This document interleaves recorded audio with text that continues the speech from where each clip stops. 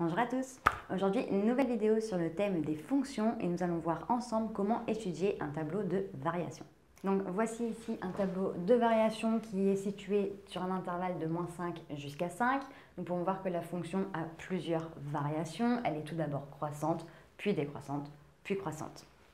Pour étudier mon tableau de variation, là j'ai plusieurs affirmations et je dois dire si ces affirmations sont vraies, fausses ou si je n'ai pas assez d'éléments pour répondre. Donc ça, c'est une possibilité, en tout cas quand les affirmations, vous devez dire si elles sont vraies ou fausses. Il y a des moments où je ne peux pas répondre. Donc là, c'est important de le dire. C'est pas parce que je ne peux pas répondre que c'est forcément faux.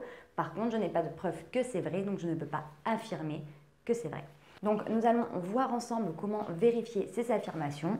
Nous avons ici la première, donc f de -1 est égal à 0. Donc en gros, cette affirmation me dit que l'image de -1 est égale à 0. Donc si je me mets sur, en gros, les antécédents, parce que si je dis l'image de -1, c'est que -1 c'est un antécédent, donc -1 se situe sur la ligne d'en haut. Donc -1 se situe entre -2 et 2, donc concrètement l'image de -1 se situera entre l'intervalle 4 et 0. Donc si -1 se situe ici, est-ce que son image peut être égale à 0? Eh bien, je suis situé entre 4 et 0, mais il se trouve que l'image de 2, c'est 0 et que la fonction est décroissante. Donc juste avant, entre -2 et 2, la fonction est décroissante pour arriver à 0. Il n'y a pas de moment où elle est constante en 0. Donc ça veut dire que la fonction, en gros, l'image de 2 est égale à 0, mais il n'y a pas d'autres valeurs, en tout cas sur cet intervalle, qui ont pour image 0. Donc celle-ci, elle est fausse. Ça, il n'y a pas d'où on ne peut pas répondre. Celle-ci, elle est fausse dans tous les cas. Maintenant, l'image de -4 est plus grande que l'image de -3. Donc déjà, on peut positionner -4 et -3 pour savoir où est-ce qu'ils se situent approximativement. Donc ici, l'image de -4, donc -4 se situerait juste après -5. Et -3 se situerait juste après -4. Donc là, on a -5, -4, -3, -2, c'est cohérent.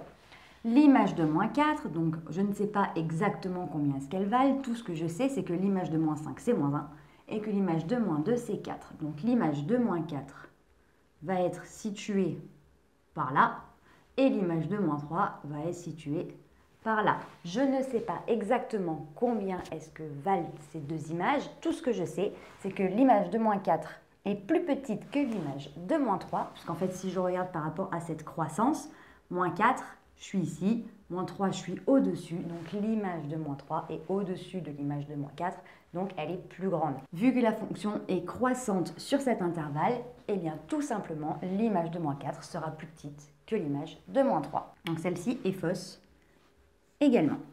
Celle-ci, l'image de -4 n'est pas plus grande que l'image de -3. En ce qui concerne l'image de 4 et 5, et bien du coup là, j'ai l'image de 5, je sais exactement combien est-ce qu'elle fait. L'image de 5 fait 2. Par contre, l'image de 4, je ne sais pas combien elle vaut. Je sais que l'image de 4, en fait 4 se situe entre 2 et 5. Les nombres qui se situent entre 2 et 5, je ne cherche pas à les mettre exactement où est-ce qu'ils se situent. Je ne vais pas placer 3 de manière à ce qu'il y ait le même espace entre 2 et 3, entre 3 et 4 et entre 4 et 5.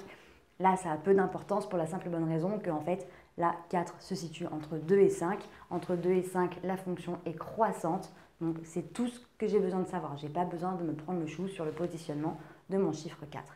Et je sais que la fonction, elle est croissante sur cet intervalle, donc sur l'intervalle de 2 à 5, et qu'elle vaut de 0 jusqu'à 2. Vu que l'image de 5, c'est 2, et que l'image de 2, c'est 0, l'image de 4, donc 4 qui se situe entre 2 et 5, eh bien son image va se situer entre 0 et 2.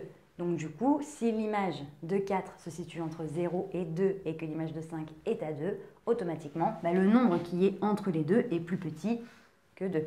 Donc du coup, l'image de 4 est bien plus petite que l'image de 5. Ça, c'est prouvé. Maintenant, l'image de 3 est égale à 1. Eh bien, l'image de 3 est égale à 1. En fait, je sais que 3, 3, il se situe ici. Donc, entre 2 et 4 et plus grossièrement entre 2 et 5. Donc, je sais que entre 2 et 5, la fonction est croissante.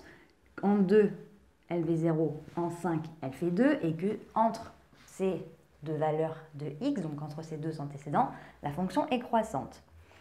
Je sais que l'image de 3 se situe entre 0 et 2, mais concrètement, je ne peux pas affirmer que l'image de 3 est égale à 1.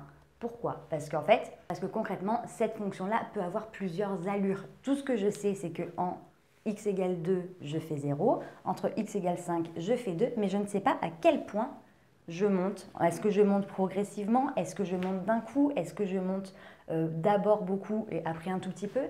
Je ne sais pas trop quelle est l'allure de cette fonction. Il y a plusieurs possibilités. Tout ce que je sais, et ça c'est sûr et certain, c'est que la fonction, l'image de 2, c'est 0, l'image de 5, c'est 2, et que la fonction est croissante, du coup, sur l'intervalle de 5, automatiquement. Donc là, l'image de 3, elle peut être égale à 1, parce que 1 est situé entre 0 et 2, mais elle peut être aussi égale à 0,5 ou à 1,7, etc., etc. Donc là, je ne peux pas répondre. Celle-ci, je ne peux pas m'avancer. Je ne peux pas dire que c'est faux parce que si ça se trouve, c'est vrai. Mais je ne peux pas dire que c'est vrai parce que si ça se trouve, bah, c'est faux. Donc là, pour l'instant, voilà, il me manque des informations pour pouvoir répondre à cette question. Pour le cas suivant, est-ce que l'image de 0 est plus grande que 0? Donc 0, il se situe du coup entre moins 2 et 2. Donc grosso modo ici. Donc entre moins 2 et 2, j'ai 0. Il se trouve que l'image de 2, c'est 0. 0 se situe entre les deux, donc il se situe entre 0 et 4. L'image de 0 se situe entre 0 et 4. Donc si l'image de 0 se situe entre 0 et 4, elle est automatiquement plus grande que 0. Donc celle-ci, elle est vraie. Et pour la dernière, est-ce que l'image de 1 est plus petite que l'image de 2? Donc là, 1, il se situe où? Il se situe entre 0 et 1. Donc, grosso modo, vers là, en gros. L'image de 2, c'est toujours 0. Et du coup, l'image de 1, elle est sur une fonction qui est décroissante pour arriver à 0 pour x égale 2. Donc, ça veut dire que l'image de 1, elle est au-dessus, puisque du coup, l'image de 1 se situe entre 0 et 4. Donc, vu que l'image de 1 se situe entre 0 et 4, elle est plus grande que 0. Et les 0, c'est l'image de 2. Donc, l'image de 1 est plus grande que l'image de 2. Donc là, du coup, celle-ci est fausse. L'image de 1 est bien plus grande que l'image de 2. Donc voilà, j'espère que cette courte vidéo t'a plu et t'a permis de mieux comprendre comment détailler et décrypter un tableau de variation. Si tu as la moindre question, n'hésite pas à me la noter en commentaire, je me ferai un plaisir de t'y répondre. Pour nous rejoindre, si ce n'est pas déjà fait sur YouTube, il te suffit d'activer la petite cloche, et sur Internet et les différents réseaux sociaux, nous sommes sur Facebook, Instagram et sur Snapchat. On te met tout en barre d'infos pour que tu ne rates aucune information. Et d'ici une très prochaine vidéo, je te dis à très bientôt. Salut!